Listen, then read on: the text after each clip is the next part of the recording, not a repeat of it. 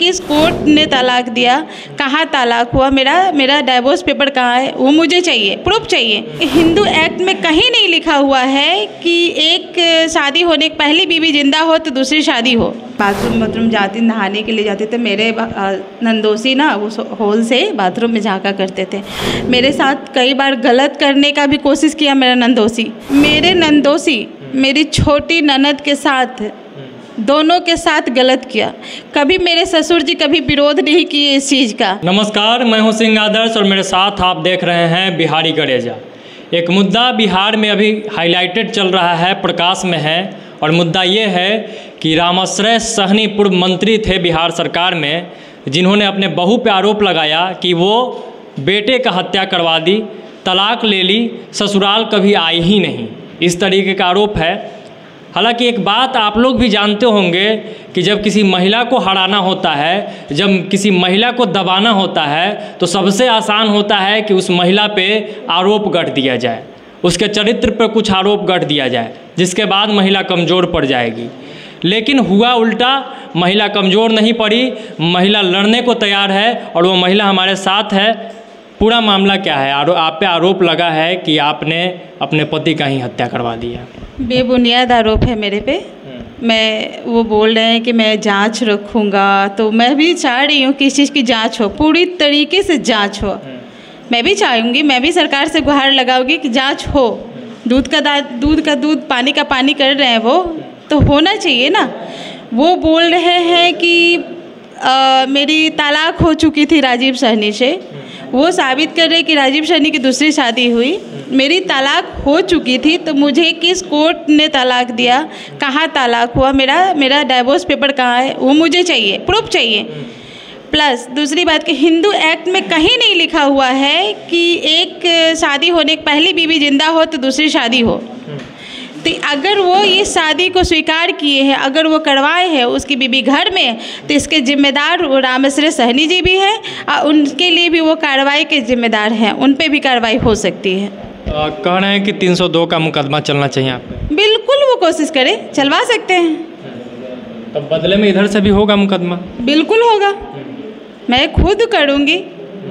यहाँ पे गलत को चादर उठाने की ज़रूरत नहीं है, सच को चादर उठाने की ज़रूरत नहीं होता है, गलत को चादर उठाया जा सकता है। मैं अगर मुझे डर होता कि नहीं मैं की हूँ, तो मैं क्यों जाऊँ मीडिया के सामने? मैं सामने आके खुल के बोल रही हूँ ना कि मेरे पे 302 का किया जाए। मैं देखती हूँ वो दूध का दूध, पानी का, एक टीम गठित किया जाए, जाँच किया जाए इस पर कि क्या गलत है क्या सही है। तो आपको नहीं लगता कि हर तरीके से आपको दबाने की कोशिश, कमज़ोर करने की कोशिश की जा रही है, चूँकि आपने आवाज़ उठाया? मैं कहीं से कमज़ोर नहीं पड़ने वाली हूँ। अगर वो मेरी हत्या भी करवा देते हैं तो भी मैं कमज़ोर नहीं पड़ूंगी। मैं जानती हूँ कि वो सत्ता में, मेरे पापा आज भी बहुत डरे हुए हैं, कह रहे हैं कि ये लड़की क्या कर रही है, जो शुरू से हम नहीं चाहते थे कि छोड़ दो, रहने दो, खा रही हो ना, कमा रही हो, लेकिन ये लड़की आज आवाज़ उठा रही है। हमको बहुत डर लग रहा है कि इसके साथ कुछ करवा ना दे। आखिर में मेरे भाई को इस चीज़ में घसीट ही रहे हैं वो कि इसके भाई ने हत्या करवा दी। मेरा भाई बड़ा वाला सपोर्ट इसलिए कर रहा है, मेरा सपोर्ट करता है, हमको ले करके गया था। मेरे हस्बैंड से वो बहुत ही करीब था, बहुत ही करीब। कई जगह ऐसा हुआ कि वो अपने जान पर खेल करके मेरे हस्बैंड को बचाए थे, तो बचाया मेरा छोटा भाई मेरे से जो छोटा है। तो हम कैसे मान लें कि मेरा भाई मेरे पति का हत्यारा है? नहीं मान सकती मैं, कभी नहीं मान। कहा तो यह जा रहा है कि आप ससुराल गई ही नहीं कभी। अब क्या बताएं हम कि गए कि नहीं, हम तो बहुत बार गए हैं इस चीज़ के लिए। मैं फ़ोटो दे रही हूँ कि गई हूँ, मैं रही हूँ। वहाँ केवल बाबा का पूजा हुआ तो पूजा में मेरा पूरा परिवार गया हुआ था। मेरी ननद की शादी हुई तब मैं गई थी, मेरी दोनों ननद की शादी हुई तब मैं वहीं थी। अच्छा, एक चीज़ ये बताइएगा कि अगर अभी आना जाना बंद हुआ है वहाँ पे ससुराल, किसके कारण से बंद हुआ है? ऐसा वहाँ क्या होता था कि आपने जाना छोड़ दिया, वहाँ रहना छोड़ दिया? कुछ तो वैसा गलत होता होगा, कुछ तो वैसा दबाव बनाया जाता होगा। एक्चुअली ना, जब हम वहाँ थे 2007 में, तो उस समय मेरे पति वाहन चोरी के ही केस में जेल चले गए थे, तो मैं राजा बाज़ार में ही रह रही थी। समस्तीपुर से हमको राजा बाज़ार मेरे हस्बैंड लेके गए, तो वहीं रह रही थी। तो जब भी कभी बाथरूम जाती, नहाने के लिए जाते थे। मेरे नंदोसी ना वो होल से बाथरूम में झाँका करते थे।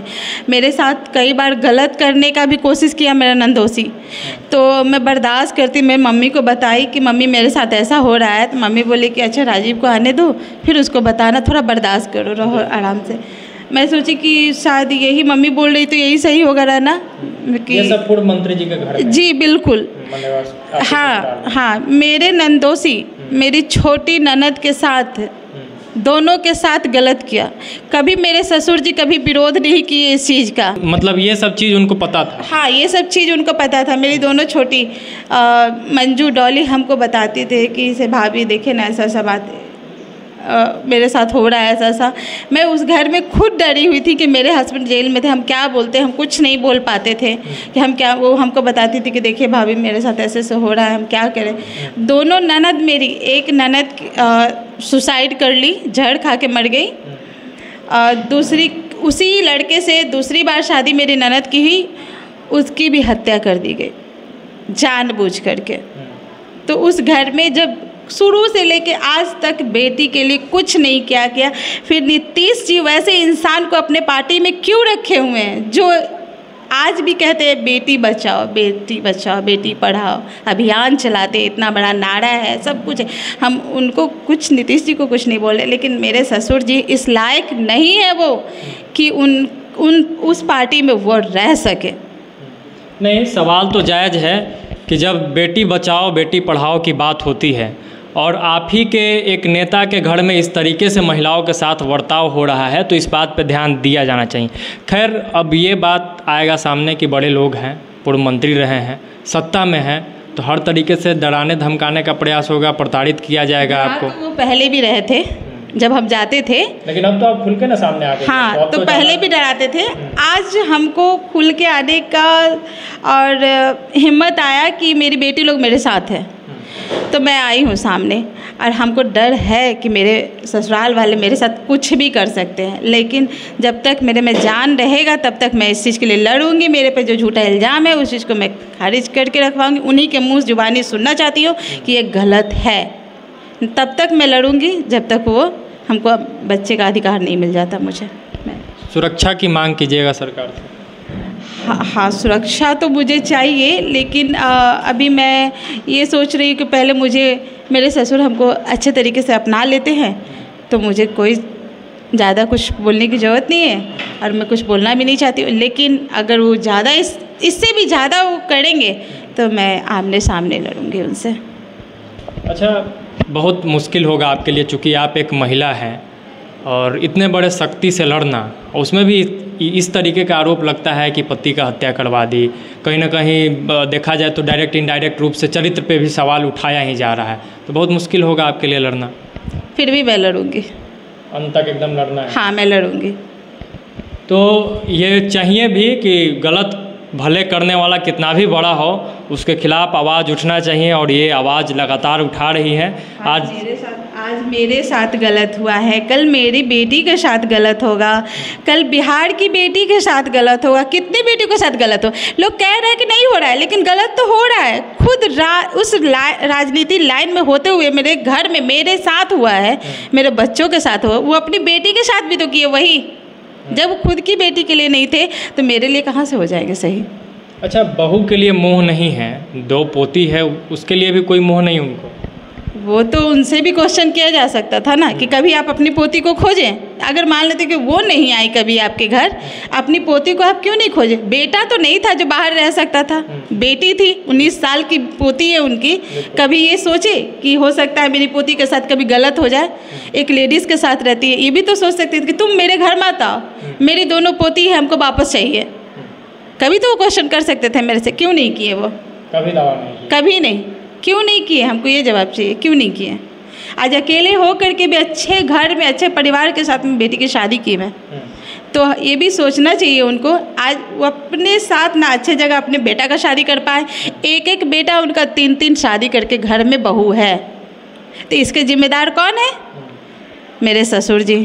गाड़ी अगर उनका बेटा चोरी किया तो उसके जिम्मेदार कौन है? मेरे ससुर जी। अगर गलत होता है तो इसके जिम्मेदार कौन होता है? माँ बाप। बिल्कुल। मेरे बच्चे अगर आज गलत करेंगे तो जिम्मेदार हम ही होंगे। चूँकि देख के अगर नज़रअंदाज किया जाए तो गलत तो होंगे। हाँ। और कुछ इस पूरे मुद्दे पे आप कहना चाहिएगा? मैं आखिरी दम तक लड़ूंगी, मैं यही कहना चाह रही हूँ और हमेशा लड़ूंगी उनसे। अगर वो सही से वो मेरा अधिकार मुझे सम्मान के साथ वापस करते हैं तो सही है, नहीं तो मेरे पे झूठा इल्ज़ाम लगाते हैं, तो इस चीज़ के लिए वो जहाँ जहाँ जाएंगे मैं 100% चाहती हूँ कि वो जाएं। तो ये थी विभा सहनी, जिन्होंने स्पष्ट जितने भी आरोप इन पे लगे हैं उसको सिरे से खारिज कर दिया और इन्होंने कहा कि अगर वो माफ़ी मांग लेते हैं, बातों को स्वीकार कर लेते हैं और जो बेबुनियाद आरोप हम पे लगा रहे हैं उससे पीछे हट जाते हैं तो लड़ाई ख़त्म होगा। लेकिन अगर अपने लड़ाई को जारी रखेंगे, आरोपों को लगाते रहेंगे, तो इधर से भी ईंट का जवाब पत्थर से दिया जाएगा। लड़ाई आखिरी दम तक जारी रहेगा। देखते हैं आके इस मामले में क्या कुछ होता है। नीतीश कुमार जी अपने पार्टी के नेता पर क्या कार्रवाई करते हैं, बिहार का शासन और प्रशासन व्यवस्था इस पूरे मामले में क्या कुछ करता है, इस पे भी हम लोग नज़र बनाए रखेंगे। बहुत बहुत धन्यवाद। बिहारी कलेजा देख रहे थे आप। अगर हमें फेसबुक पे देख रहे हैं तो पेज को फॉलो कर ले, यूट्यूब पे देख रहे हैं तो चैनल को सब्सक्राइब कर लीजिए।